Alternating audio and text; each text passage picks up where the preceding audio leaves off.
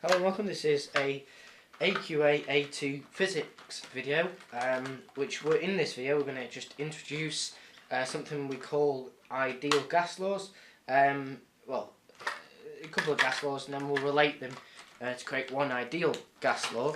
And then what we're going to do is I'm just going to demonstrate a few diagrams to represent each of the diagram laws, and then we are going to do some questions, and I'll just put some other hints and tips. I've not missed anything off.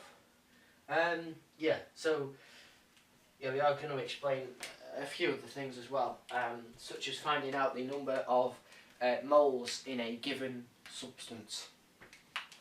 And as I said, I'll be going through some questions out of my class book, so I'll point them up if you are in my class, but if you're not, then we'll just be going through some questions, so don't worry too much about that. Okay, so let's kick off. So what do we mean by these three gas laws? Well, the first one that we're going to talk about is a gas law called Boyle's law. Now this is one of the key ones, and I'm going to just sort of explain a way of remembering these as well, and I'll show you how to formulate them. So Boyle's law says, that's probably a good point, Boyle's law. This tells us that the pressure, I just put P, is inversely proportional to the volume. So how would we write this in maths if P was indirectly proportional to V? So, or inversely, whatever you want to call it. So we'll say P is equal to K times 1 over V. Now, K being a constant, we don't know V. So therefore, P equals K over V. So therefore, if we times both sides, because we want to know what this constant is, for example, then we could say P times V, or PV, is constant. However, there are a couple of conditions. Well, there's one, really. This is assuming that the temperature stays the same, because there's no temperature factor. We haven't included temperature in this equation. We just said, oh, well, okay, yeah, this is what happens, but there's no divide by T or times by T or add T or take T, because we're not considering the temperature. Stuff the temperature. We're assuming it stays the same. So if the temperature stays the same, then P times V, pressure times volume, is constant. So if the pressure doubles, the volume will halve. Because a good way of explaining this, say if we've got some kind of box here, okay, and we've got gas molecules here, and we define pressure as the collisions, because the collisions, when the molecules bash together, I don't know what else you'd think that is, I'm just casually beating someone up on the side street, but suddenly becoming American as well, that's concerning, for me anyway. So anyway, you've got these molecules and they're hitting the side of the this square container that's got half an angle there somewhere. So if the pressure is pushing outwards, that's what it's essentially doing. These bouncing together and hitting at right angles each side. So this makes it obvious, really, if you think about it. Some of these boxes become a lot bigger, but if you're pushing together like this, the inside the box, these molecules, again, the spaces here is going to be getting a lot smaller. So therefore, they're going to be pushing outwards. But there's the same amount of molecules. We've not got rid of the amount of molecules. So they're just going to be more compact, so the pressure is going to increase. So that's why we are able to say, okay, this is constant. That's just Boyle's law, just a bit of background to that. Okay, so we've got a few more laws. The next law that we've got is, so that's P and V, so pressure and volume is that one. The next two are all about temperature and pressure or volume, whichever one you talk about. So, the next one, Charles's law. Charles came along and he said, okay, well, pressure is directly proportional to the temperature. Oh, sorry. It's the wrong one. It's going so well as well. Because there's two laws. There's one called the pressure law, and there's one called Charles's law. Now, by surprise, pressure law includes pressure. So, basically, this is the way I think of it. So, Boyle's law is the weird one because it includes pressure and volume, and the indirectly proportional. because it's the weird one. Now, Charles's law and Pressure's law both have a factor which is directly proportional to the temperature, because they are normal. And with a pressure law, obviously, because it tells us, includes pressure. So pressure must be directly proportional to the temperature. Now in Charles's law, because we've used pressure here, and something is directly proportional to temperature, then the only thing that's directly proportional that we haven't used yet is volume. And volume is directly proportional to temperature, so we work this out in the same way. V equals K times T, or V equals KT. So therefore, if we want the constant on its own, I could say V over T is constant. Okay, so pressure law. Pressure is directly proportional to temperature. It's the same thing, P equals KT. So therefore we could say K or P over T is equal to K, or constant, it's the same thing. So there are our three laws. So we've got PV is constant, V over T is constant, and P over T is constant. Therefore the Boyle's law, which said pressure is indirectly proportional to volume, or inversely proportional to the volume. And that's because we said, you know, when the pressure doubles, the volume must have halved. Charles's law, volume is directly proportional to the temperature. So, let's see if I have a good explanation of this. No, so just have to know that. There's no real theory behind that. It's just, well, there is, but obviously I don't want to go into detail. So volume is directly proportional to temperature for Charles's law. Pressure law, pressure is directly proportional to the temperature. So if you increase the pressure, you're more likely going to increase the temperature. But in this one, Boyle's law, assuming temperature stays the same. So they're the three laws, and that's how we come about them. However, that's not the key bit of this video. The key bit of this video is saying, okay, well, we've got them three laws. These are gas laws, okay? These are sort of experimental gas laws. That's the key word in these are experimental gas laws. But what is an ideal gas? Well, an ideal gas is not one that we can just make up. It's one that follows Boyle's law. So therefore, ideal gases follow Boyle's law. Okay, very good. But we can't just use PV is constant. We can't say, oh, well, so now they follow ideal gases follow Boyle's law, so that's the only one we can use because these are experimental ones. Well, that's actually quite incorrect, because to formulate the ideal gas equation, we actually have to use all three of these laws.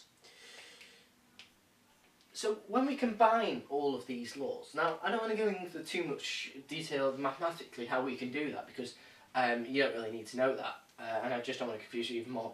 So if we combine all of these laws, then we get PV over T is constant. You can definitely see where we get it from these two. It's just adding a P to there, PV is constant, and then to a constant, so it's just going to be constant, sorry, and then that is PV is constant. So yeah, so sorry, it's actually quite simple. So if PV is constant, if it's a constant, doesn't change, then and we combine these two, so P and V. If we times this by V, then we get PV over T is constant. And as we know, PV is constant, so therefore this doesn't change. So hopefully that I kind of explain why. So therefore, as I said, I don't want to go into too much detail, but PV is constant. Okay, so that's very good. But we need to be able to formulate something a bit better than this. Because physicists, you know, they think, oh, well, how can we make it more difficult for students in the future? Because this is what they did. They sat down in the 1800s and were like, okay, we're smart enough guys to predict into the 21st century. What can we do that'll annoy the students of today? And this is exactly what they came up with. Very good to them, it's quite confusing, so I'll give them that. So PVT is constant. I don't know why we couldn't have just left it there, but you know. So if we times both sides by T, so PV is a constant times T. I'm going to call this constant R. So it's PV equals RT. However, this V here, so PV RT, it's not just, okay, so right, that's the pressure, that's the volume, that's the constant, that's the temperature. But this volume is not just the volume of anything. You can't just put 4.5 times 10 to the minus 3 cubed in there, because that's not just a volume, that's just not a volume. So, but it is volume, but it's the volume of 1 mole of an ideal gas. So therefore we can rewrite this as PV, I'm going to denote V by little m, so PV little m is RT. Now is this V little m, which is what this is here, because it's the same thing, this is the volume of 1 mole of a gas substance, or an ideal gas. So, because obviously these laws have to follow, an ideal gas has to follow Boyle's law. So what we're saying here is, sorry, that's 1 mole of a gas, an ideal gas. If that's 1 mole, there may be different moles, okay? There may be different moles of a substance in different volumes. So therefore, we can't just leave that as that. We have to, if that's one mole, yeah, we keep that as that. But then we times the other side by the number of moles. So therefore, PV equals nRT. That's how we come up with that equation so far. So it should seem fairly okay. All we've done is just turned it into a bit more, added logic to it. Okay, so how are we going to take this from PV equals nRT? Well, we need to understand, just recap. So what I'm going to do actually, so I'm just going to, which I made it really awkward for myself. What I'm going to do is I'm just going to, in a minute, all of that on the board is going to disappear and then reappear in a different format. Just basically I'm just going to give myself a minute just to rewrite that so we can carry on going through the bottom right, but I'm going to run out of room there. So as I said, I'll just be a second. Okay, so this is where we were up to. I've just added this little snippet here. That 1 mole of a substance is the atomic mass in grams of that substance. So therefore, if we apply this to carbon, we say if we say we've got a carbon mass of 24 grams, we should know the atomic number of carbon is 12. So therefore, 1 mole equals 12 grams. So it's not a ratio thing. So therefore, what we can say by just looking at this, we can say, okay, well, 24 grams, therefore, equals 2 moles, or 2 moles of, 2 moles of carbon. So what did we actually just do there? Well, this is the atomic mass number of carbon. So what we did is we had the mass over the atomic mass. So therefore, the mass of carbon over atomic mass equals the number of moles. Okay, so all we've done, so therefore to create this formula, all we did was we just thought logically, okay, we thought, right, so if 1 mole equals 12 grams, then what does 24 grams equal? Well, let's just double that because we doubled them. The double grams, so that was double the moles as well. So we can rearrange this formula to get any, because we want this n over here, so the number of moles, that's little n, is equal to the mass in grams over the atomic mass. Now in grams. Now you would want to convert that to kilograms for starters, but I just tried to help you out there, because you can work the ratio out and then just divide it by the same as the end. So you keep the ratio the same, so you would end up with the same answer for the number of moles. If you lose this as 0.012 and 0.024, you would get the same answer, 2 moles. Okay, so that's just a bit of background, a bit more background to working out this n. However, there is another way you can work this out. If that doesn't appeal to you for some reason, appeal to me, I think that's a lot more attractive way of working it out. But as I said, if you're given the number of moles, you can just use that formula there. You don't have to bother with any of this stuff. It's just if they don't give you that little n, then you have to use one of these 2 methods. And in textbooks I generally see the use of the second method, but I quite like the first one. Okay, so what's this other method? Well, it's going back to the days of GCSE chemistry. using something called Avogadro's constant. Sorry, I can never say his name. We are told in Avogadro's constant that 1 mole of a substance contains 6.0023 times 10 to the 6.023 times 10 to the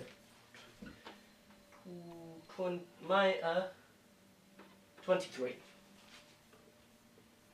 kilograms. So that is equal, 1 mole of a substance has that many particles in it. 1 mole of a substance contains 6. That's particles, and that is 1 mole of a substance.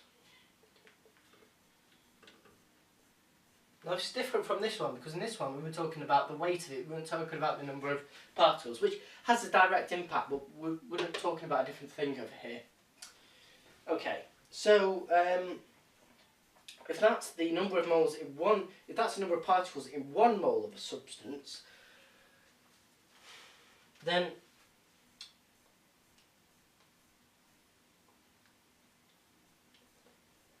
how many moles? So if we don't know, obviously this doesn't change, by the way, so that's quite constant. But how do we apply this to work out the number of moles in a substance if we don't know the number of particles or whatever? So we can apply this method in the same sort of way we did over here. Oh God, the pen's had enough. Truly has had enough, that pen. It's been with a few days. So how can we apply this to a formula that we can use in a similar way that we did over here? Well, the number of moles is equal, so I'll just come straight out with the formula. Number of moles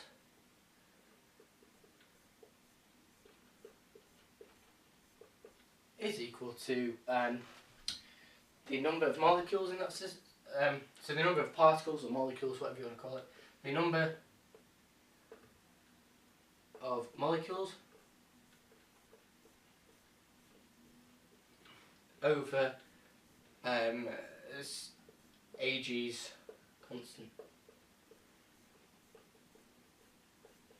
Okay, so what we're saying is that's worth 1 mole of a substance, and we say there is 12.046 times 10 to the 23 particles in a substance. Then therefore, because that is double the number of particles, therefore it's double the number of moles, 2 moles. And if we put that into our formula above, then it should work out. I prefer this method, it's a lot more simple, but this is the one they generally see in the exam. Now what they do in the exam is apply this method. So the number of moles is N, the number of molecules, big N, and the Ag's constant is denoted by Na. But all these are given in your formula book, just not these 2 equations, which I think, if you understand Avogadro's constant, which you would do if you did GCSE chemistry, probably had a better teacher teaching you, but you would apply that method in this one, and you could just simply work that one out. You could work out this formula just by knowing what Avogadro's constant is, really. There's not much more physics to it. Anyway, so what they generally want to do is apply this method. So if we call this, because this R is a constant, and we call it K, we can change this a little bit around. So therefore, PV is equal to big N, KT. Now if that is the case, then what is K? Well, K is, to understand what K is, we need to understand what R actually is.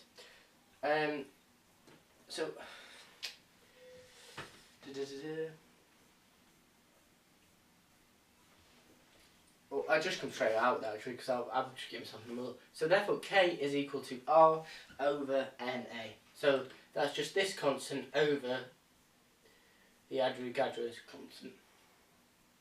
Because we said this R, remember where we got this R from? Combining the 3 laws, so that was sort of almost a constant on its own. So therefore this K isn't going to change, because R is a constant and Na is a constant, so therefore K isn't going to change. So it's just helping you get rid of simplify it if you want to. So therefore, what we could do is we put this back in. So therefore, PV equals N times R over NA times T. Okay, so that's, I mean, you could generally would use that formula. You wouldn't really use that formula unless the question gave the information and pointed you towards using that formula. I wouldn't bother about it. I like using this method as opposed to this one because I think it's logical, more logical, that one. But if you get Avogadro's constant, which says 1 mole of a substance is 6.023 times 10 to the 23 particles, that's 1 mole. By the way, that's given in your formula book, so you don't really need to know that. But this R, by the way, I should have mentioned that. That is, I think it's 8.31. I'm just going to check.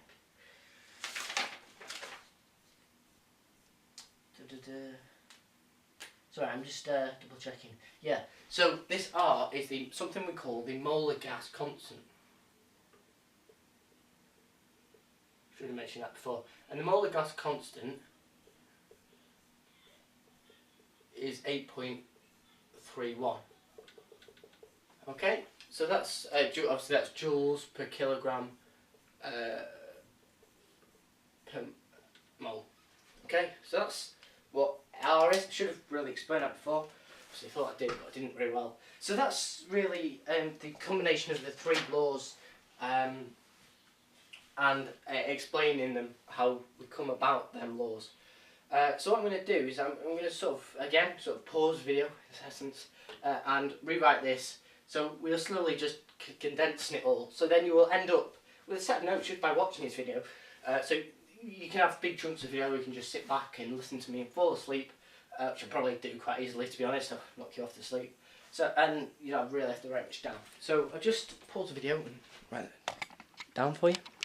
Sorry about that, I just had to choose a question. I found one. This is quite a good one. I like this one because this is question 21 in your 6.4 classwork booklets, but otherwise it's just a question. As I said, I like this question because it asks, we actually end up using, because weirdly enough I've done this question, we end up using all of the formulas that we know. Not just this one, but this one and that one. So it's a mix of all of them. And that's because it asks A, for the number of molecules, then, number of moles, then the number of molecules, then the mass of the gas, and we are told the molar mass is 32 grams or 0.032 kilograms. So therefore, the molar mass is what I said was the atomic mass, remember, so I'll just put underneath where I put atomic mass, I'll put molar mass.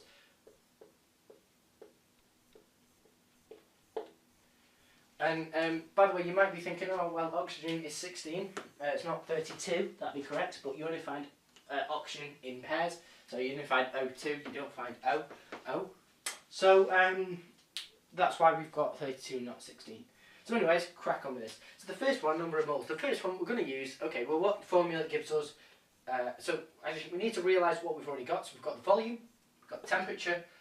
Now, as one thing I didn't mention before, I didn't not say either, that this temperature is in Kelvin. Now I didn't say Kelvin was. Now Kelvin is the same proportion. If the temperature went up by 20 degrees, Kelvin would also go up by 20 degrees, by 20 Kelvin, sorry. But the difference is, the Kelvin is, so I'll just put this K is equal to 273 plus the temperature in degrees. That's just how it is. So that's formula for the temperature in Kelvin. So therefore, what I've already worked it out here for you. So the temperature is 27 degrees. So if you add 273 to 27 degrees, you get 300 Kelvin. And obviously the pressure is 10 to the 5, or 1 times 10 to the 5 pascals. So what can we use to find the number of molecules that uses all of that? Well, we've got the PV equals nRT. So we'll use that equation. We don't need to worry about this. So therefore PV, so we know pressure, which is 1 times 10 to the 5, or you could just write 10 to the 5 pascals, times, now this is 200 centimetres cubed, what it was, I've changed it to 0.2 metres cubed, so therefore it's times 0.2, so always remember to change it to SI units, and that equals nRT. We don't know what N is. number of moles, that's what we're trying to find out. R, we know, is 8.31 times T, which is temperature, which is 300 Kelvin. Remember, not 27 degrees, that's quite a common mistake. So if you work this one out, so I get my calculator. So 10 to the 5 times 0.2, put divide, times 0.2, and that gets you 20,000. So I'm just going to write 10, I'm not going to bother with units, I'm just going to make sure 20,000 equals n times, and I'll just simplify it down on the right hand side, so 8.31 times 300, 2,493, because n is the number of moles, so they must cancel out, so I'm going to leave it without the units. That's obviously the reason why I did it, not because I don't know. So therefore, we're going to just get n, so therefore n is equal to 20,000 over 2,493. Therefore, n is 8 point whatever moles. I just put 8 moles, but remember what it actually is. As again, you could just put that in your calculator. So that's the number of moles. We've ticked that off, so I'll just underline that because we've done that. The next one it asks us to find. So hopefully I've just, if you can see it, I'm not sure if you can work that one out. Yeah, you should be able to just copy that down just in case I need to rub it off. So I might need to rub it off, I probably will do, to be honest. But, you know, I might not, I'll see how we go. So that's the number of moles. Now, we need to know the number of molecules and then the mass of the gas. Now, the easiest one I think of doing next, you could do either one, doesn't matter. I'm going to do the mass of the gas because that's the easiest one.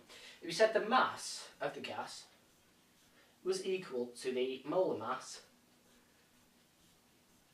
or the atomic mass, times the number of moles. We said so therefore mass is equal to the molar mass, which is 0.032 kilograms, as we're told. By the way, if you're in my class book, it just says 32 grams, but I've changed it to kilograms because you need to do that. That's one thing you need to do. So therefore, the number of moles we just worked out as 8, but I'm going to leave it in my calculator as 8.05, whatever it was. So I'm just going to put 8.05, etc. So therefore, that gets us a mass. So put that in your calculator. So 20,000 over 2,493. Sorry, I'm just going backwards again. It's 8 point whatever. No, it's 8.22, sorry, not 8.05. So 8.22, etc. And you times that by 0.032, gets you an answer of 0.26 kilograms. That's the mass of the gas. So that's done, and I'll underline that in green, because we've done that. Just so I'm not writing A, B, and so you can actually see. I know it's high level stuff, we're not writing A, B, and C anymore, I'm just using pens because just got a load of pens, so that's probably where you can tell. Go with blue this time. So the mass of the gas, okay? Oh, sorry. We've not worked out the molecules. We've worked out the mass of the gas. Almost streamlined. Almost, but not quite. We've done the mass of the gas. The next one we're going to work out is the number of molecules. Now, the only formula we've got in there, the number of molecules, is this one. The number of moles equals the number of molecules. So I'm just going to write that in. So the number of moles equals number of molecules, number of m over Ag. Ag is constant. So therefore we know the number of moles, we know Ag is constant, so therefore we can rearrange this to get the number of moles as, so, oh god, my knees, it's like 60 already. So therefore the number of molecules, I should say molecules really. So the number of molecules is equal to number of moles times Ag is constant, but I don't have enough room to write that in, so I'm just going to plug the numbers in. So the number of moles is what we had up here. So therefore it's 8.022, etc. times Ag is constant, which was 6.023 times 10 to the 23, because that's the number of particles in 1 mole. So remember, that's good, that is. Let me work this out one sec. So I'm going to do To get 8.022 constant, I keep doing this equation. So 20,000 over 2943. Oh great, is that right? Yep. And I need times that 8.022 by 6.023 times 10 to the 23. That gets you 4.8.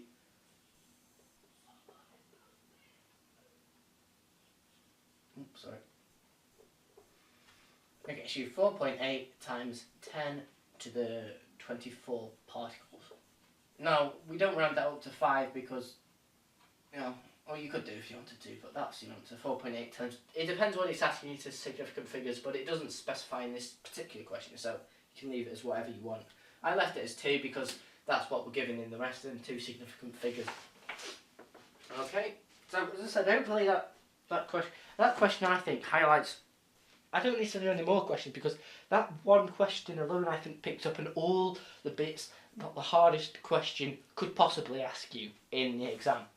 In this exercise, there are a couple of other questions that are in the AQA